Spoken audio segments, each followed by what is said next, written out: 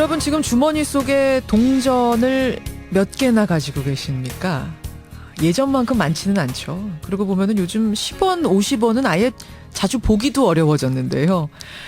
2020년이면 아예 동전 자체가 사라질지도 모르겠습니다.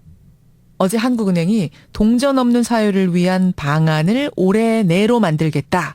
이렇게 목표를 밝힌 건데요. 이게 가능할까요? 그래도 현금 내면 거스름돈 돌려받아야 하고 뭐 자잘하게 동전 필요한 곳들이 많은데 과연 현실성이 있는 얘기인지 오늘 화제 인터뷰에서 한국은행의 얘기 직접 들어보겠습니다. 한국은행 금융결제국 전자금융팀의 김정혁 팀장 연결을 해보죠. 팀장님 안녕하세요. 네, 안녕하세요. 김정혁 팀장입니다. 동전 없는 사회 2020년을 목표로 하신다고요? 네네. 아니 동전 사용을 최소화하자 이런 어떤 구호적인 차원입니까? 아니면 정말로 동전 제로 사회를 만들겠다는 건가요? 동전 제로 사회는 아니고요. 예. 매년 동전 발행 비용이 많이 소요되고 동전 관리에 대한 사회적 비용이 많이 들어가기 때문에 저희가 그 동전 발행을 줄이면서 2020년까지는 동전 사용을 최대한 줄이는 방안을 연구해서 마트나 약국, 편의점, 상점 이런 데서 동전 관리 비용을 좀 줄일 수 있는 방안을 찾고 있습니다. 그러니까 목표는 정말 동전 제로 사회가 맞긴 맞는 거네요. 동전 사용을 점차적으로 줄여나가는 방안을 먼저 연구하는 것입니다. 그렇군요. 점차적으로 동전 사용을 좀 줄여나가자 뭐 이런 의미. 아니 근데 왜 동전 사용을 줄이려고 하시는 거죠? 소비자들이 현금을 거래한 이후에 잔돈을 휴대하고 또 재사용하지 않거든요. 아하. 동전은 휴대하기 좀 어려운 부분도 있고, 그래서 이러한 것들은 좀 국민의 편의성이라든지, 예. 일단 상점 주인들의 관리의 편의성, 이런 것도 좀 같이 향상을 좀 시키고요. 매년 들어가는 동전 발행 비용을 좀 더 줄여나갔을 때, 이런 사회적 비용이 좀 감소가 되는 효과를 저희들이 좀 긍정적인 면을 많이 도입을 하고자 합니다. 동전을 찍는데 돈이 얼마나 들어가길래요? 매년 한 1,300억 정도 이렇게 들어가는데, 그 제조 비용은 뭐 매년 500에서 600억 정도 소요되고 있습니다. 동전 만드는데 500에서 600억이요?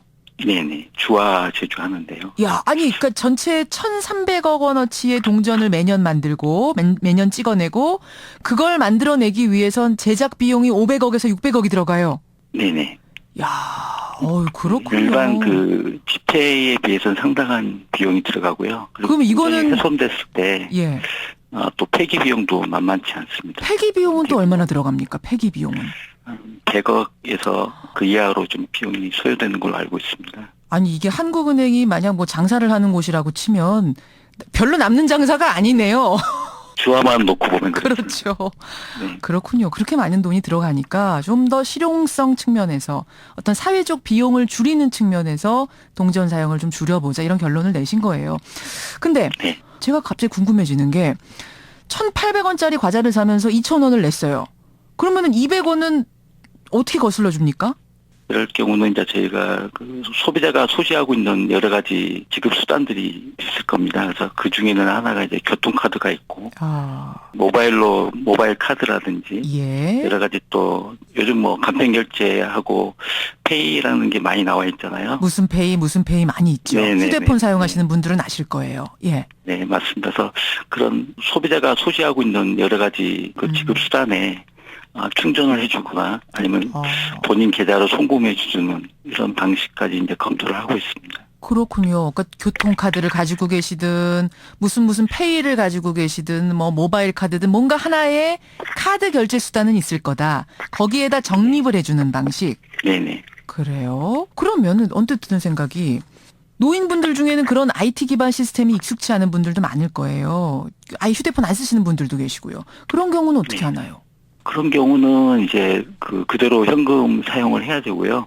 이런 부분까지는 저희들이 제한을 뭐 할 수는 없고요. 그렇게. 네네. 알겠습니다. 10대 같은 경우는 실제 이제 교통카드 뭐 전자용돈이라든지 이런 걸 개념으로 그런 잔돈카드라든지 동전카드 같은 걸 별도로 앱을 통해서 스스로 좀 쓸 수 있는 방안도 좀 같이 생각을 하고 있습니다. 재밌네요. 동전카드라는 어플이 등장하는 거예요.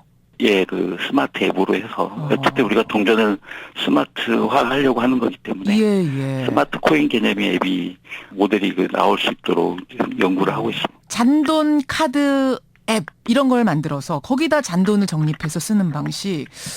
이 동전 없앤다는 보도가 나오고 나서 제일 많이 나온 시중의 염려가 뭐냐면 혹시 동전 없어지면 물가 상승 일어나는 거 아니냐. 그러니까 어느샌가 900원 하던 게 1,000원 되고 9,900원 하던 게 10,000원 되고 이런 염려 들어보셨죠? 아, 예, 그런 우려도 많이 들었습니다. 그러게요. 실제 잔돈을 이렇게 거슬러 주기 좀 불편하기 때문에 가격을 올려서 1,000원 단위로 받는다든지 이런 예, 물가 예. 상승 요인도 있다.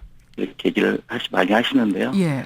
실제 이제 잔돈을 거슬러 주지 않고 실제 적립하거나 다른 충전을 해주기 때문에 실제 제값을 다 받을 수 있는 거 아니에요. 또 상점이나 마트 간에 서로 이렇게 같은 물품에 대해서 가격 경쟁 요소가 생기는 요소가 발생할 수도 있거든요. 그래서 오히려 좀 소비자 물가 상승보다는 가격 안정이 긍정적으로 나타나지 않을까 이렇게도 생각하고 있습니다. 예, 여러 가지 장단점을 좀 따져보고 꼼꼼하게 체크를 해주시기를 제가 당부를 드리고요. 어쨌든 동전 없는 사회, 시대의 흐름이 그렇다면 우리가 따라야지요. 따르게 되겠지만 그래도 왠지 동전 2개의 추억이 이제 완전히 사라지는구나 이런 생각하니까 좀 서운하기도 하고 그러네요. 동전 없는 사회, 여러분은 어떻게 생각하십니까? 팀장님 오늘 설명 고맙습니다. 아, 네, 감사합니다. 예, 한국은행 금융결제국 전자금융팀의 김정혁 팀장과 함께 동전 없는 사회 미리 짚어봤습니다.